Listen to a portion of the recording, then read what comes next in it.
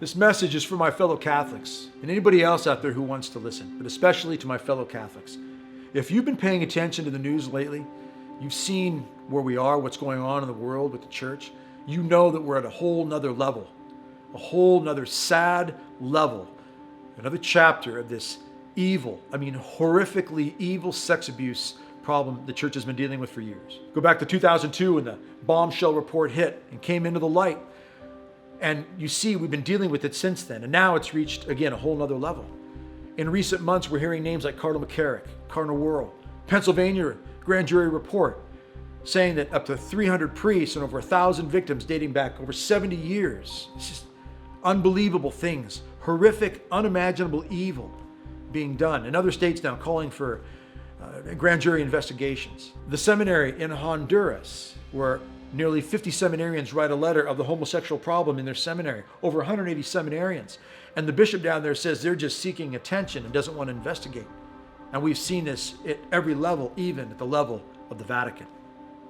Recently, in the last few days, at the time I record this, a former nuncio to the United States, Archbishop Vigano, comes forward and states that Pope Francis himself is covering up some of these sex abuse problems with regards to Cardinal McCarrick, that he knew about it. And this has reached a whole nother level, and it's shaking people's faith to the core. My message to you Catholics out there who are feeling that shaking of the faith is don't leave the church because of this. Don't turn your back on the Catholic faith because of this. Sum it up in these words. I've seen this on the internet floating around, Facebook, Instagram, social media out there. I don't leave Jesus because of Judas. Now, it's a nice phrase, but it speaks to something very deep, right? This church does not belong to Pope Francis. It's not his church. It's not Cardinal McCarrick's church. I'm not Catholic because of a bishop or a priest or a cardinal or the Pope. I'm Catholic because of Jesus. This is his church. Right? Just because Judas fails us should not cause us to walk away from Christ.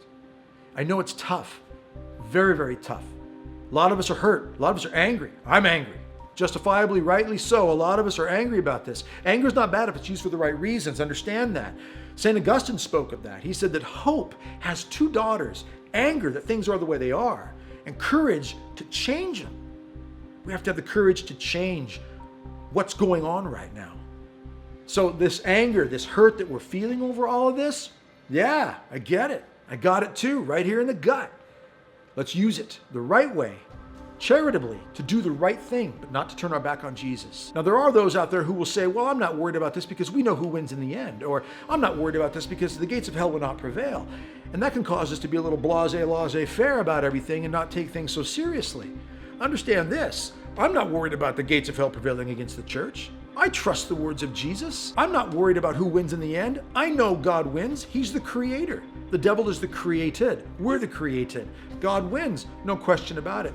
But it's the collateral damage along the way.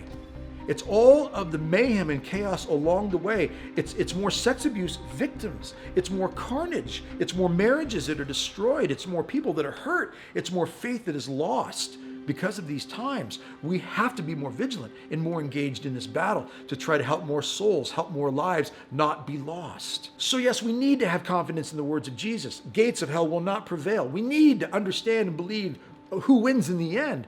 But we should also think about this. Father John Hardon, very holy priest, many years ago died. He said this: the gates of hell will not prevail against the church.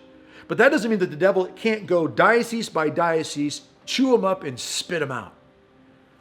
We also hear that the church will be made very small again. Pope Benedict XVI told us that. And there are people who will comment on that. Yeah, but what is that going to look like? What's it going to look like to see the church made small again? How painful is that going to be? So we are living in some pretty serious times right now. Are they as bad as they've ever been? In some ways, yeah, they're worse than they've ever been. There are people who will say that that's not the case. Church has always had problems. We've always had these types of things. But I will argue that by saying this. There's a couple of reasons why things are far worse now than they ever have been. And number one is this. We have the internet. Now, the internet's a great tool. You're watching this video right now through the internet. I posted it to the internet. It's a great tool, but the internet's powerful. So when something happens, when a scandal happens, when a pope says this, or a cardinal says or does this, or a bishop doesn't do or doesn't say what they should hear or there, guess what happens? That fast, it can be sent throughout the world. And people can form opinions on these things very quickly. And you couple that, add into that the fact that many people have very poorly formed faith these days. In my nearly 30 years of traveling around this country, I can tell you that many people know very little about even the basics of the faith. We need to learn more about the faith. We need to be aware of what's going on, but a lot of people don't know. So you bring that into the mix, quickly formed opinions based on stories that fly quickly through Twitter or Facebook or some other social media platform, combined with the fact that a lot of people don't know the basics of the faith, or they're having a hard time being formed in the faith. And that's not a judgment on anybody. That's just stating what we know is true in the world today. Add into it this. Back in the 1950s, roughly 75 to 80% of Catholics in America went to Mass faithfully on Sundays and holy days of obligation. Now it's 20%. So we are seeing far fewer people going to Mass faithfully, which means they're not receiving the grace of the Eucharist, they're not receiving the grace of the sacraments of the Mass. And how about confession? We're going to confession on a regular basis. A lot of people aren't. So if there's no grace to be received through the sacraments, and we're not formed very well in the faith, and then these scandals break out, how quickly minds can very easily just move away from the church, because if we don't have a well-formed faith to begin with, and we don't have grace operating on our souls because we're not going to the sacraments. Our Blessed Mother, to add into the mix here, also in the last 100 years has come to the world, and I've given talks on this. I've got DVD on this. I've got videos on this. I'll put links below. The Blessed Mother has come to the world 5 major times in the last 100 years. Here's a couple of key ones, and she's warned us. This is another reason why I think you could say that the times are more serious now than ever before, because the warnings of our Blessed Mother are more serious than they've ever been. 1917, Fatima, she warned us of a Second World War. The worst war the world had ever known so far. 70 million people roughly died. She warned us it would come if we didn't stop offending God. We didn't, and it happened. Fast forward, Akita, Japan, 1973, she warns us there that fire will fall from the sky if we don't repent. She also warns us there that we come into a time when bishops would oppose bishops, cardinals would oppose cardinals. She told us we needed to pray the rosary very much for the Pope, bishops, and priests, because the demon would be especially relentless against consecrated souls. We're seeing that. It's been unfolding before us. Our Blessed Mother warns us in Cuapa, Nicaragua in 1980 that we're hastening the arrival of a third world war because we're not responding to her call for conversion. And then in 81 to 89 in Kabiho in Africa, she appears and she shows a couple of the visionaries this horrific event that would take place. And 12 years later, the genocide took place, the genocide in Rwanda, Africa, where nearly 1 million people died in 3 months' time. And our Blessed Mother made it clear this was chastisement because of sin. So yes, it's easy to say we know who wins in the end. It's easy to say gates of hell will not prevail. But we also have to take into account that the more of us, who drift away from the faith, the more sin that we indulge in this world and don't repent from, we are setting ourselves up for these purifications that God will give the world. The church becoming small again and the purification process is painful. And a lot of people are going to be hurt in the midst of it. Victims out there of this sex abuse know what I mean. And to you victims out there, God bless you. Have the courage to keep moving forward. Come forward. And we got to get this out. We've got to hold people accountable. Things have to change. And to you priests out there, you good priests who are really trying to strive for holiness, really trying to toe the line, I've got several really good friends who are priests. I pray for you in my daily rosary. I pray for the Pope, bishops, cardinals, priests in my daily rosary.